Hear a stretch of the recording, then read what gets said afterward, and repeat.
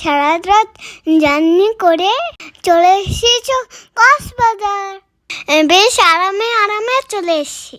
দেখো আবার পড়েও যাচ্ছে। যাই হোক, গাড়িটা আমাদের ভালো হয়েছিল। গাড়ি থেকে নেমে তারপর একটা অটো নিয়ে নিলাম। দেখো ওই তো সমুদ্র দেখা যাচ্ছে।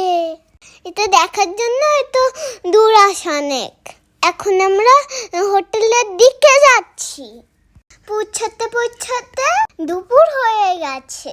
এবার আমরা খাবার খেতে চলে আসলাম পশি নিস্তুনে। এখানের খাবার কিন্তু অনেক টেস্টি। দেখো কত কিছু অর্ডার করেছি।